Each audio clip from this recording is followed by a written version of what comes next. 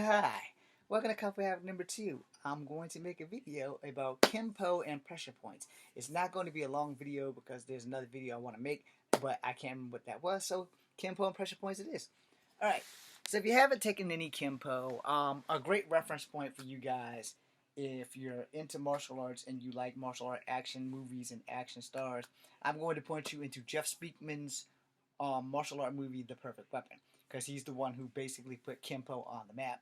I was taking Kempo about the time the movie came out, and I wanted to explore more about Kempo. Kempo was how I learned how to do short sticks, okay? And Kempo is also what taught me for every joint there's a pressure point, and for every block there's a strike, and every strike there's a block. So they're one and the same, so to speak. It's also how I learned my knuckle strike, so when I hit people in their metacarpals and do certain things. Now I will say, battle tested, pressure points work on most people. Pain and compliance is a thing. A lot of people will not agree with me on pressure points. So I will tell them, if you are taught properly, or if it is applied to you properly, pressure points do work. Now, I'm not going to go into that Xena stuff where, motherfucker can't breathe. I can't do that. If it can be done, good luck with that. I don't know anybody who can do that. However, in Kempo, there are official pressure points that can probably knock you out. Again, if it can be done, it'll be done. As they say in Mass Effect 3, many things are impossible until they're actually done. That's a quote that I kind of live by. So, you have pressure points. I will not say that I can make you crap on yourself with pressure points. I will not say that shit. I was never taught that. Alright? What I will say was, if I can get this damn phone to work, I was taught where to touch people in places to numb or stop the flow of blood. Which is why when I tell people if I'm going to break your arm, I'm not going to do the Steven Seagal break here. I'm going to break at the elbow, because if you see how my arm is waving? You see how my arm is waving? Let me get closer. Can you see all that? This controls that. This stops the flow of blood to that, because there are arteries and pressure points. And some pressure points and arteries are basically the same damn thing. So your artery and your ball joint, there's a pressure point under here and over here, and there's some up here. You have 365 of the damn things.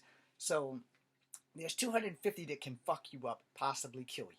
I had to start saying it that way so that people won't say, oh, well, you don't know. No, I know 250 of them will damn sure fuck you up, if not kill you.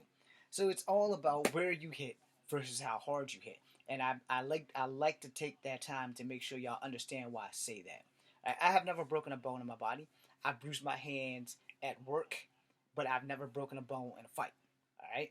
And the reason for that is, if you are taught how to punch or how to kick, there is a good chance that you will not break your shit. Where if you go all half-cocked and wild and you just try to punch somebody with everything you've got, there's a slim to no chance that you will either break yourself or cripple yourself, and you don't want to do that. There's a reason why certain martial arts styles don't have certain things. There's also a reason why when people tell you, when you hit somebody, if you catch them in the jaw, you want to kind of catch them square. You want to try to catch them right between here and there. You don't want to hit in the forehead because you could break your hand. That's why when boxers box, they tuck their chin, and if you pop that forehead down, it's the hardest bone in the fucking human skull. So it more than likely that where getting hit in the jaw can put your ass to sleep. But getting hit in the temple can put your ass to sleep. And the temples are pressure points. You have pressure points at the bottom of your ear and at the top of your ear. The hardest ones to get to are at the top of your ear. The easiest ones are behind the ear. And if you've had anybody push behind those damn things, you know that shit hurts. Alright? And the stronger that person is, depending on where their grip is, they can do that. And it's the same thing with these bones in the back of your neck that connect your head to your back. Those are the 3 bones that I tell people. Those are the ones you have to watch out for. Those are also the bones that I have been told are illegal to hit in MMA. And I said, well, I'm going to tell you right now, because if someone's tackling me, I'm going to elbow them and knee them at the same time, because I'm not going to be able to stop them from tackling me. And as a small guy, I have been body slammed a few times, and that shit doesn't feel good. And we were just wrestling. But the thing is, in a real fight, people always try to scoop me up because they figure if they can scoop me up and slam me, knock the wind out of me, and ground and pound my ass, because those guys aren't real good fighters unless they're on the ground. You can tell the difference between a real good fighter that's a stand-up fighter versus a real good fighter that's a ground and pounder. The honest true fact is, if you have to get on top of someone to ground and pound them, you're probably really not a good stand-up fighter. I'm not saying you're not a good fighter, but you're not a stand-up fighter. In other words, you're not a striker and a counter striker, or you're not really a wrestler. You know, this is why I suck at BJJ. I will kid you not on that. My BJJ game sucks ass. You want to go at me with capoeira? I can roll with you at capoeira. I may get my ass kicked, but I can roll with you at capoeira. You want to go with me at Drunken Master and you decide to use capoeira? I'm going to use Drunken Master because it's the only kung fu counter to capoeira. Because Drunken Master has the sway where uh, capoeira has the jinga. And you know, if you're going to use the jinga, I need to be able to sway so I can get the hell out the way. Because I'm basically just swaying. It's like I'm an alcoholic that has no steps. Where with the capoeira, the jinga is your dancing move into, which matches the sway of Drunken Master. Google both of those type of videos. Google capoeira, and then watch a video of Drunken Master. You can watch the Jackie Chan movie if you want, but it is actually a style. So if you can watch that, and Drunken Master kind of combines all the animal styles as well as wushu and gung fu. It really just depends on what you are the master of. That's the drunking part, is you're just drunk. So if you do steak or the crane and you're drunk, you know, there's your sway. If you're doing mantis and you're drunk, you know, there's your sway. And there's your wheel, because that wheel makes it easier for you to move. The wheel is basically what matches your sway if you have to sway forward or backwards. Alright? So, as a martial artist, I would tell you, if you want to combat somebody who does capoeira and you don't know capoeira, I'm going to tell you straight. You hopefully know Drunken Master. If you know Drunken Master, you have a fighting chance because your movements are pretty much the fucking same. Yeah, they're pretty much the same. The capoeira, freaking damn Jinga, and the damn Drunken Master sway, they're pretty much the same damn thing. You know, that's pretty much a given fact. If you watch them, you will see that at one point, at one time, that sway looks like that Jinga, and that Jinga will look like that sway. So, you know, trust me when I tell you. I'm not going to tell you the wrong thing unless I don't know I'm wrong, or if someone wants to dispute that, I'm going to tell you what I know. Now, it's the same thing. All right, I did crane tonight with my hands bound. I also did snake. I also did mantis. Well, most of their katas are symbols. And you have to also remember that those three animals are closer to the ground. Alright? Now, a dragon can fly. A fucking crane can fly also. The snake can't fly, but the snake can coil and leap out. A mantis can fly, but it also can coil and leap itself out. So a lot of those symbols and a lot of those katas are variant and the same and different at the same time. Hopefully that made some sense to somebody who's watching. But the thing with that is you have to know a majority of all of them to work them into one form. So I like to say that I'm the jack of all trades and the master of none. The reason I say that is because there are very few people who can even still teach a fucking animal style these days. If you learn 3% of an animal style, you've done something, you know. But unless you can go to China and find a specific school that teaches animal style, you won't find that shit in America. If you do, call me so that I can go to that school and learn all of tiger and all of dragon, all of the snake, all of the crane, all of the mantis. I know enough to recognize the style so that I can fight the style and beat the style. But can I beat the martial artist doing the style is the whole reason why I jump from style to style to style. Most of my styles are embedded with Chinese Kung Fu or Kung Fu, whichever you choose to put it. I love Wushu, and I only do certain things out of Wushu, and now I can't do any of it because of my hip. So, you know, It's not an excuse, it's just a fucking fact. I can show you guys the scar. You've probably seen it if you've been watching this channel. But, the thing is, the doctor said no wushu. Those tornado kicks and shit that I do, Taekwondo and Kempo. Because in Taekwondo, it's a tornado kick. And Kempo is a hurricane kick. Why? I have no fucking idea. Taekwondo has origins in Korea as well as in Japan. Excuse me. I meant to say Kempo has origins in Korea as well as in Japan. I also took Naharate while I was taking Taekwondo because I couldn't do Form fucking 1 in Taekwondo to get a green belt or a yellow belt. And by the time I could get them down, Master Ennis switched to Naharate. I do not know why he called it Naharate, but that's what it's called. Alright? And the inter stairway was his school. Alright?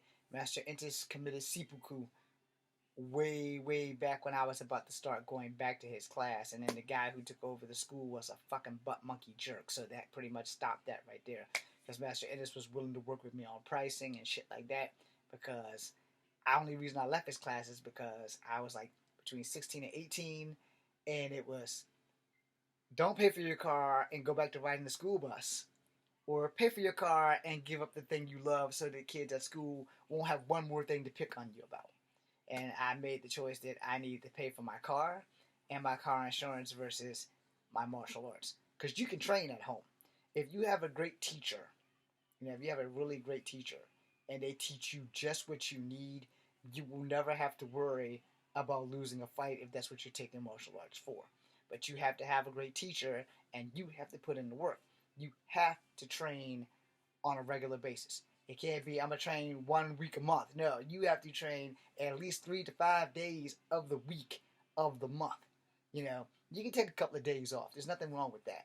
But if you don't sharpen your skills and you wind up getting your ass beat, you can't blame the teacher. You can only blame you because what did you not do? You didn't practice. So that being said, you have to figure this shit out as you go along. And finally, I want to talk to y'all about the pressure point system. Every martial arts has a grappling system to a degree. Alright? I'm going to say that again, just in case you missed it. Every martial arts has a grappling system to a degree. Let me explain that. In certain moves of Mantis, you will be able to grapple and pull. Certain moves of the crane and the snake, you will be able to grapple and pull. So if you grapple on a short elbow and then a back fist, you have a grappling system. Same thing with Wing Chun, same thing with Wushu, same thing with Kung Fu, same thing with just about every Chinese martial art. There is a grappling system in Tiger, there's a grappling system in Dragon. It is not as profound as you would find in the Japanese martial art of Jiu-Jitsu or Judo, or BJJ for that matter, because those are more grappling arts. Judo is the art of basically throwing around persons who are bigger than you for the sake of just saying that you can do that, versus sumo wrestling, where you're grabbing and locking and trying to forcibly remove someone from a fucking circle in a big ass thong diaper. Okay? Not saying that it's a fun thing. I am not ready to be a sumo wrestler. Do I know how to sumo wrestle? Fuck yes, I do. Will I ever attempt that shit professionally? Yeah, right. I'm 120 pounds.